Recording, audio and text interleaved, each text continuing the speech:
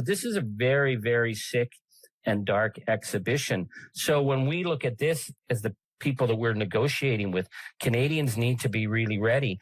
We are upping our investment in military spending significantly. We are now procuring from the Europeans, whereas before we would have just gone to the United States as per usual and buy gear. We're not buying gear from the United States. I don't know what the prime minister's thinking, but if I was him, I'd be inviting over Ukrainians to start setting up factories so that we can set up those $100 drones, because it's our border, it's our waterways, our lakes, and our harbors that are now seriously under threat because we don't know where Trump is going to go. I know in the media in Canada, they don't want to talk about that. They don't want to act like they're being hysterical. But when you're seeing a president of the United States setting up concentration camps and bragging about people being eaten by alligators, people whose only crime is they got picked up by ICE, then the idea that we can trust them at our border is simply not on. We have to start getting ourselves ready for what could be the next part of the playbook. Hello, everybody, and welcome back. What you just heard there was a very outspoken Charlie Angus from Canada.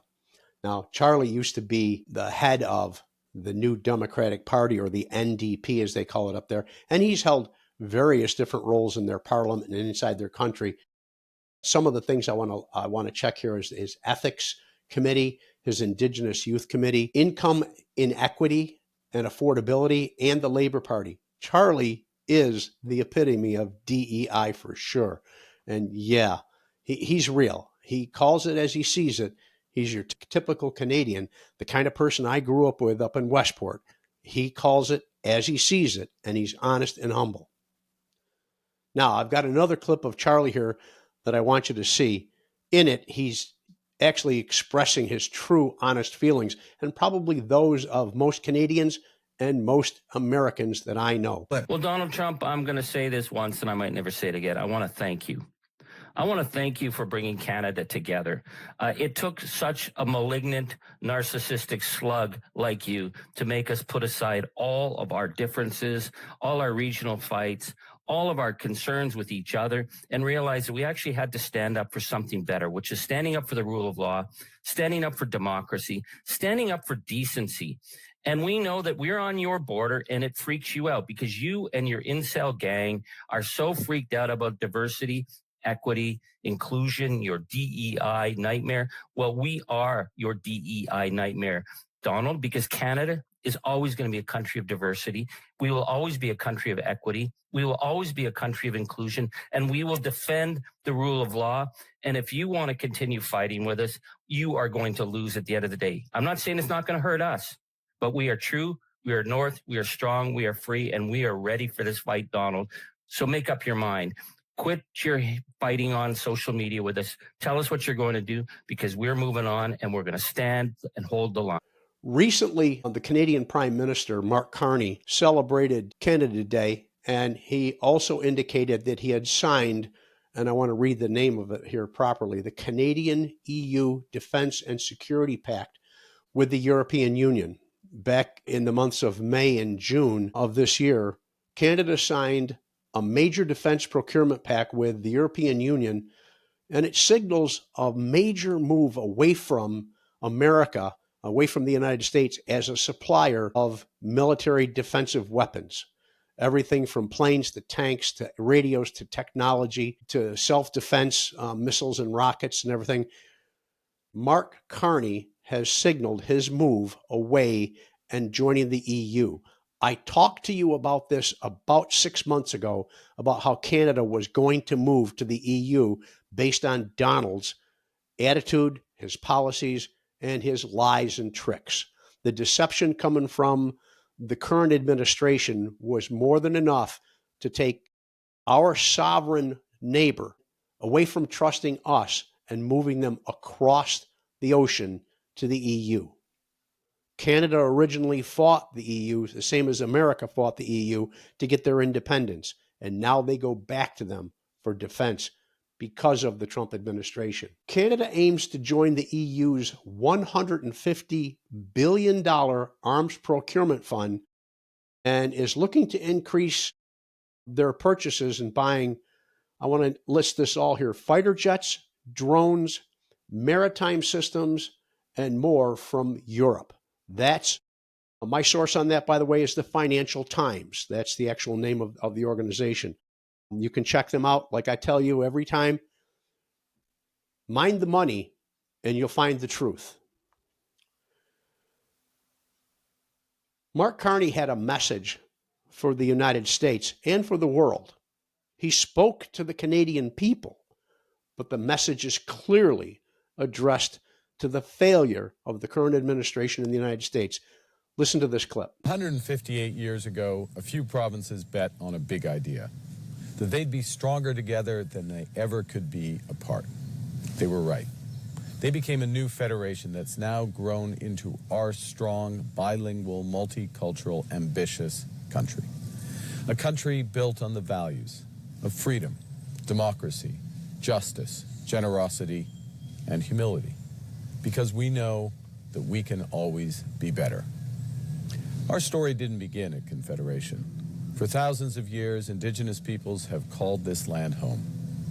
And our country's next chapter will be written together in true partnership with First Nations, Inuit, and Métis. Our shared history has been marked by inflection points, moments where Canada has had to step up. On the battlefields of Vimy Ridge in World War I, on the beaches of Normandy in World War II, and in the homes of Gander after the 9/11 terror attacks. Now we face another such moment. The world is changing. Old friendships are fraying. Our economy is being buffeted by a trade war we didn't start. Our values are being tested by attacks on democracy and freedoms that we must resist. As the world becomes more divided and dangerous, Canadians are uniting. Together, we will build one Canadian economy, connected by major projects, powered by Canadian energy, transformed by Canadian technology, and crafted by Canadian workers. Together, we're breaking down barriers across this country so you can buy Canadian everywhere and work anywhere. Together, we'll rebuild, rearm, and reinvest in our armed forces, because Canadian leadership is defined not only by the strength of our values, but also by the value of our strength. This is the greatest nation on earth. Together, we'll keep making it even better. Happy Canada Day. Yeah, as you can see, Mark Carney, Charlie Angus, the Canadian Parliament, and probably all of the Canadian citizens, are not afraid of Donald. They're used to seeing his taco tactics, where he says one thing and then later bails out, just like he's doing right now. By the way, what country leader sends out letters telling people that they're going to pay new tariffs? What happened to the art of the deal, Donald? I thought you could work anything. 90 days, 90 deals, you got a big goose egg, and now you're resorting to sending them letters. It reminds me of the emails and the phone calls I get about trying to reach me for my extended car warranty. Yeah, Donald, you're a used car salesman at best. But let's get back to Canada. That's who we really want to talk about. That's who I care about.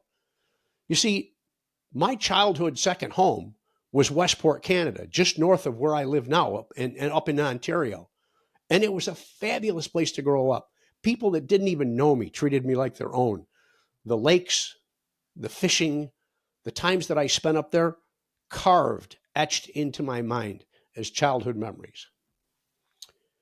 Now, Canadian merchants are no longer buying anything from the United States. In case you haven't figured it out, in case you haven't seen the news clips where they've taken all the American product, bottom shelf, or put it in the back room. They don't even want it going out anymore.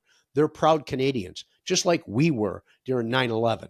Okay? They're proud. They're not going to be humbled or humiliated by a has-been wannabe carnival barker in Donald. Okay, so let's talk. And I pulled some figures out. And like I tell you, I go to the financial news for everything. MSNBC, the financial networks, CNBC, they've got all the numbers because everyone's talking about money nowadays. Donald's playing with the money world. And here's what I got to tell you. So The Canadians used to buy from us regularly. We were quick. We were easy. We were right across the border. Transportation was nothing. In the area I live in, I see trucks out of Ontario, Canada, both big 20-foot stake beds and also 55-foot tractor trailers with multiple axles carrying heavy industrial gear back and forth across the border. Canada, Niagara Falls, Lewiston, all in that area. Okay? Well, let's start talking about the numbers that America is losing. Starlink, not that I much care about whether they live or die. I mean, they're an Elon Musk deal. But they have suffered in Canadian dollars $230 million in lost sales just to Canada, most of that originating in the province of Ontario when Elon played the game with Charlie Angus and Charlie canceled the Starlink contracts. Okay. Ottawa and Quebec, I think, also were part of that. It was like 130 million out of Ontario and 100 million out of Ottawa and other parts of Canada. But they said, no, cancel the contracts. $230 million. How do you think that affected the jobs at Starlink? Let's go on to a really big one that I could not pass by. The Lockheed Martin Aircraft Company. And for those of you who don't know who Lockheed Martin are, they provide the state-of-the-art, most advanced F-35 fighter for the American forces and for our allies. Okay, well, Canada, being one of those allies, originally ordered, let me get this straight, ordered 88 F-35 advanced fighter jets. They paid for 12 up front. That's part of the deal. That's like the down payment. They're now looking at canceling the remaining part of the contract. That leaves 76 jets that Lockheed Martin will not produce. They will not have a production line for them because Canada has an out for the contract and they have decided to take it. Why? Because of Donald and his tariffs. But let's get down to the nitty gritty. That contract for those additional 76 F-35 fighter jets was worth $6.4 billion in American dollars. Okay? Canada's told us to keep them. Basically, they told us to go pound sand. They don't want them anymore. Now, that's just an acquisition cost. $6.4 billion for the Lockheed Martin Aircraft Company as a loss directly up front. That doesn't count the continued support, additional contracts that were needed for replacement parts, and training needed for their mechanics and their pilots. So take another 50%, throw it on there, and you've got like $10 billion. Donald screwed it into the ground. Donald played FAFO, and now he's in the finding out stage. Okay? If you take the cost of all those jets, all the Starlink, and all the small products that I know go back and forth across the border, we haven't talked about Detroit. We haven't talked about General Motors, Stellantis, Ford, that are all idling plants because of the trade, because there was originally what they called the USMCA, the United States Mexican Canadian Agreement, that Donald negotiated and then later called a bad deal and said that America was getting cheated in the deal. And he threw tariffs up there. And like Taco Tuesday, Donald's deals didn't go through. But the Canadians idled lines and then redistributed them for other production. In summary, my friends north of the border, the people that I am proud to call my friends, the people that I am proud to call a second family, they didn't ask for this trade war. They negotiated in good faith with a man who has no morals, no scruples, no dignity. And now they have found out that they no longer want him. Okay? Canada's found a new partner. The EU has offered them support in regards to aircraft. We've got the French Dassaults. We've got the Dutch, and I forget what the Dutch call their fighter jets. We've got Airbus. We've got Airbus out there offering them things. We've got all sorts of different people. India even has a fighter jet that they're willing to throw in there. And Canada is looking very seriously at one of those products. They're going to test them. They're going to feel how they operate. They're going to see if it's what they want. Like Charlie said, we need to move some Ukrainians into Canada and let them start building a drone factory, the same as they're holding off Russia with, same as they're afraid that they're going to have to put up on their own border between us. I say that Donald has insulted and failed our northern neighbors, one of our most trusted allies, the people who were literally at our back, they weren't the enemies. There were no drugs coming across the border. You notice Donald hasn't talked about fentanyl coming out of Canada in months now. That's old news. That's old lie. Now he's got to move on to something else. Canada was our trusted ally who had our back, and Donald turned on him. Well, Canada, not all of us turned. Some of us are just waiting to get back across the border. We want to come back. We want to be over there. We want to spend our money. We want you to come back to see us. So, as the Canadians say, elbows up, Canada. Stay there. We're there behind you. Look across the border. We'll be waving flags back at you at the protests. Ladies and gentlemen, thank you once again for being here. Please help support our support of the 5051 organization and all of its events. There's an event coming up July 17th. I believe that's a Thursday night. I know up in Rochester, there's going to be one at the Liberty Pole Way. I'm going to be going there. We're going to try and get some drone footage. That's kind of a crowded area. It's got a lot of tall buildings and a lot of tall artwork. Maybe we can get the drone in. I'm going to try real hard. But if not, we'll get you some good pictures and maybe we can get some interviews. A lot of people are afraid to talk nowadays. But anyways, thank you for being there. Thank you for supporting us here at Unscripted Political Discourse. And thank you for allowing us into your homes.